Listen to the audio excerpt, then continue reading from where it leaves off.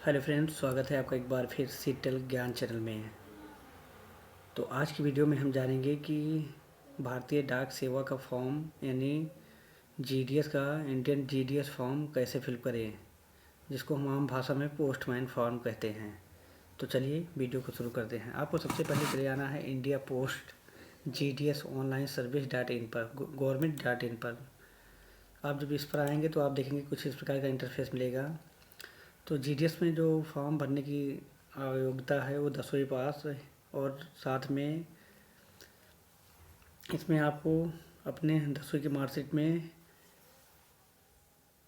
Math और अंग्रेजी से पास होना अनिवार्य है। अगर आप मैथ्स और अंग्रेजी पास नहीं किए हैं तो आप इस फॉर्म के लिए एलिजिबल नहीं हैं। और इसकी जो लास्ट डेट है आप देख सकते हैं, जो फॉर्म स्टार्ट हुआ है वो 10 फरवरी 2025 को स्टार्ट हुआ और इसकी एंड डेट है 3 मार्च 2025। तो आप ऊपर देख सकते हैं यहाँ पे यार नोटिफिकेशन है, उसके बाद रजिस्ट्रेशन नंबर है, अप्लाई जो है रजिस्ट्रेशन करने के बाद आप देख सकते हैं फीस पेमेंट है, और कंटेंट की जो है शिकायत हो यहाँ देख सकते हैं आप। नीचे कुछ स्टेट के बारे में यहाँ जानकारी ले सकते हैं। तो चलिए मैं सबसे पहले इसका रजिस्ट्रेशन करता हूँ। रजिस्ट्रेशन करने के लिए नंबर 1 पे क्लिक करेंगे, रजिस्ट्रेशन। यहाँ से नीचे फॉरगेट अगर पहले से किया है तो आप फॉरगेट कर सकते हैं, तो यहाँ क्लिक कर लेंगे। क्लिक कर लेने के बाद आप देखेंगे यहाँ पर आपको अपना 10 अंकों का मोबाइल नंबर डालना होगा। यहाँ पे आप मोबाइल नंबर डालेंगे, उसके बाद आप इसे वैलिडेट करेंगे। यहाँ से आके इसको वैलिडेट करेंगे, तो वैलिडेट करने के बाद आपको मोबाइल नंबर पर ओटीपी जाएगा, ओटीपी सबमिट करना होगा। तो चलिए हम पहले इतनी प्रक्रिया कंप्लीट करते हैं। तो आप देख सकते हैं हमने अपना मोबाइल नंबर और ईमेल आईडी डाल दी है। तो चलिए पहले हम मोबाइल नंबर को वैलिडेट करते हैं। जैसे आप वैलिडेट करेंगे तो आपको मोबाइल नंबर पे ओटीपी आएगा, और इधर आप ईमेल आईडी को भी वैलिडेट कर सकते हैं।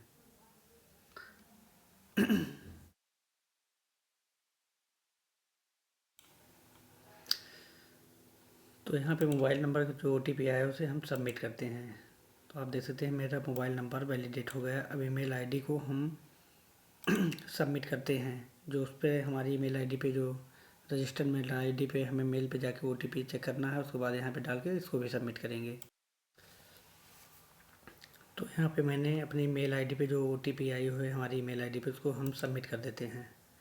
सबमिट करते देख सकते हैं हमारी सारी मेल आईडी वेरीफाइड हो सकते हैं। आपके जो हाई स्कूल के सर्टिफिकेट 10वीं के प्रमाण पत्र या मार्कशीट पे जो आपका नाम है उसको यहाँ पे डाल देना है। उसके बाद में आप फादर नेम जो हाई स्कूल की मार्कशीट पे आपके 10वीं की मार्कशीट पड़ा हुआ है उसको डाल देना है। उसके बाद आप अपनी डेट ऑफ बर्थ डाल देंगे। जेंडर मेल फीमेल जो हैं उसको सेलेक्ट कर लेंगे। उसके बाद आपको अपना जो है किस समुदाय से आते हैं, यानी जात क्या है आपकी, जनरल ओबीसी या एससी एसटी समुदाय जिसको बोलते हैं हम, उसको यहाँ पे डाल देंगे। जैसे हम ओबीसी से हैं तो ओबीसी डाल देंगे। आपने किस सर्किल मतलब कहाँ से हाई स्कूल यानी 10वीं की परीक्षा पास की है, तो मैंने उत्तर प्रदेश से पास की है तो मैं यहाँ पर उत्तर प्रदेश डाल दूँगा। पासिंग ईयर क्या है मेरा, तो मेरा 2023 है डाल दिया। उसके बाद हम इसे नीचे इस कैप्चा को फिर से फिलअप कर देंगे।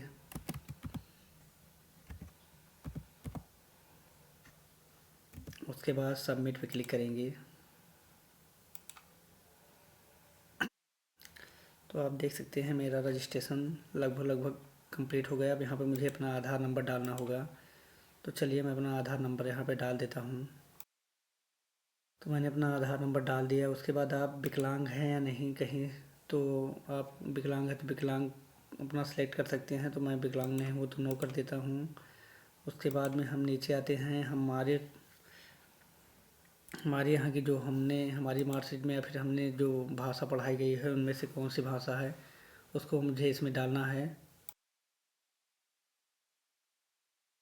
हमारे सेकेंडरी स्कूल में जो भाषा इसमें से दी गई है, अगर पढ़ाई गई है तो उसको डाल देना है। तो जैसे मेरे इसमें संस्कृत है तो मैं संस्कृत सेलेक्ट कर लेता हूँ। उसके बाद हमारे क्लास में इंग्लिश पढ़ाई गई थी, इंग्लिश और हिंदी, ये 3 सब्जेक्ट हमें इस कॉलम के अनुसार और मेरे मार्कशीट में मैच कर रहे हैं, तो उसको सेलेक्ट कर लेंगे। तो देख सकते हैं हिंदी, इंग्लिश और संस्कृत तीनों सब्जेक्ट हो गए हैं। आप पहले से एम्प्लॉई हैं तो नहीं, तो मैं नो कर देता हूँ। यहाँ पे अगर एम्प्लॉई हैं तो यस करेंगे तो उसकी एनओसी भी देनी होगी। तो चलिए यहाँ पे मैं अपना फ़ोटो अपलोड कर देता हूँ। फ़ोटो अपलोड करने के लिए मैं अपने यहाँ पे सेलेक्ट करता हूँ कि जैसा कि मेरी फ़ोटो कम से कम 50 KB के नीचे होनी चाहिए, तो मैंने सेलेक्ट कर लिया है। उसके नीचे जो सिग्नेचर है, सिग्नेचर को भी सिलेक्ट करना है मुझे। तो सिग्नेचर जो है यहाँ पे हम चेक कर लेते हैं, 30 KB की है और ये सिग्नेचर 18 पॉइंट कुछ की है, तो इसे हम यहाँ पे अपलोड कर देते हैं। देख सकते हैं मेरी सिग्नेचर अपलोड हो गई। उसके बाद हम यहाँ पे सबमिट बटन पे क्लिक करेंगे तो और देखिए हमारा प्रीव्यू फॉर्म आ गया। अगर इसमें कोई गड़बड़ी है तो आप उसे संशोधित कर सकते हैं। जैसा कि मेरे इसमें कोई गड़बड़ी नहीं है तो हम इसे सबमिट करते हैं।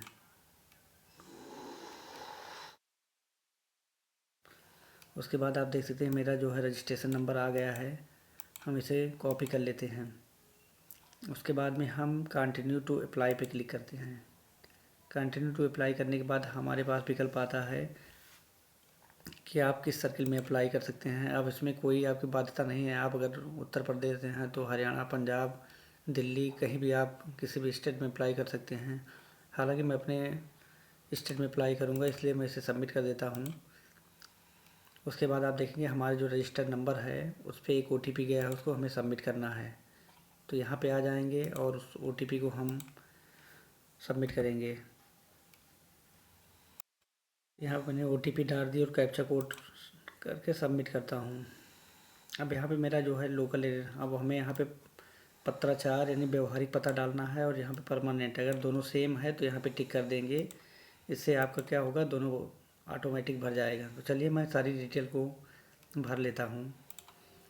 तो आप देख सकते हैं मेरा जो पता है वो पूरा कम्प्लीटली भर चुका है। अगर यहाँ पे हम दोनों अलग कर देते हैं तो यहाँ से हट जाएगा, मुझे परमानेंट एड्रेस डालना पड़ेगा। तो जैसा कि मेरा दोनों सेम है तो यहाँ पे हम इस तरह सबमिट कर देते हैं और नीचे आते हैं।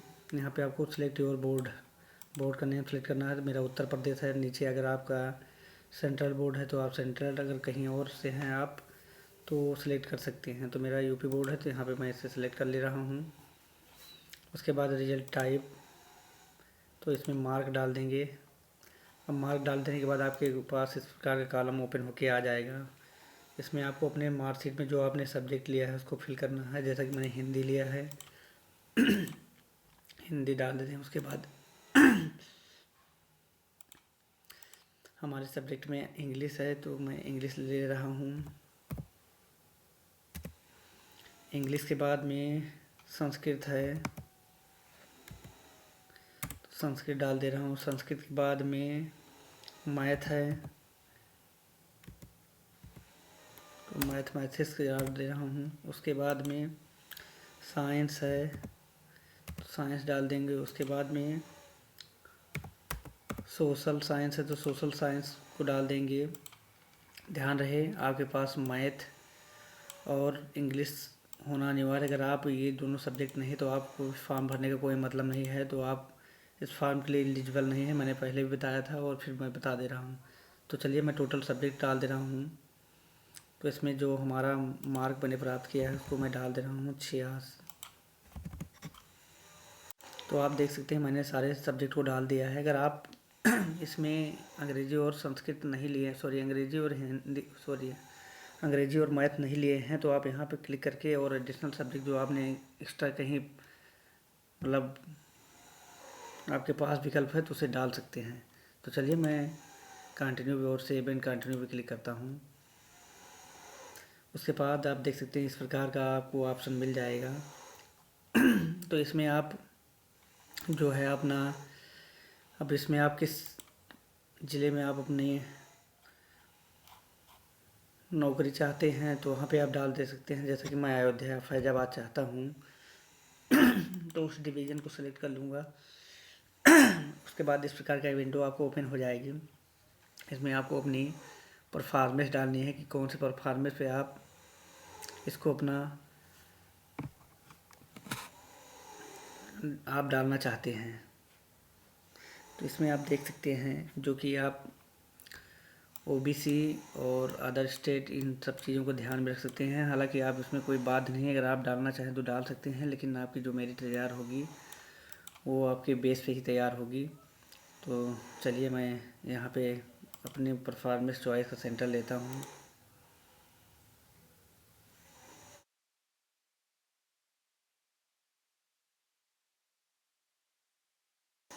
अब सीरियल क्रम में 1 2 इस प्रकार से आप चॉइस ले सकते हैं। तो इसको हम ऐसे पूरा फिल करेंगे।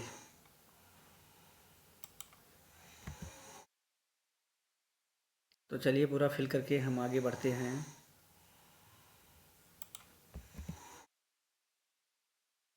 तो आप देख सकते हैं इस तरह मैंने अपनी सारी पोस्ट जो है फिल कर दिया है। अब इसे हम सेव कर देंगे।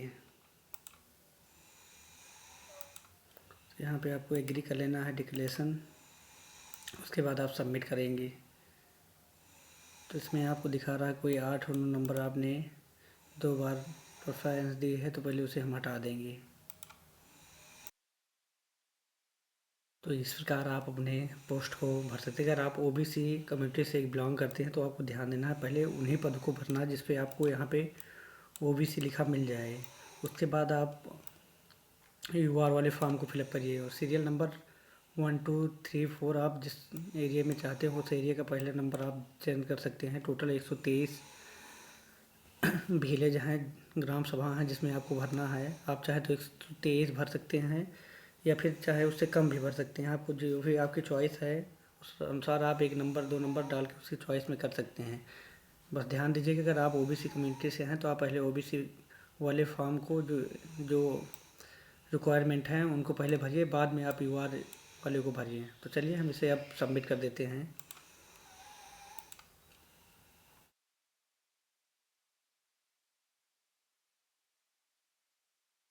तो आप देख सकते हैं मेरा कुछ पोस्ट मल्टीपल है, पहले इसे हम सही करते हैं।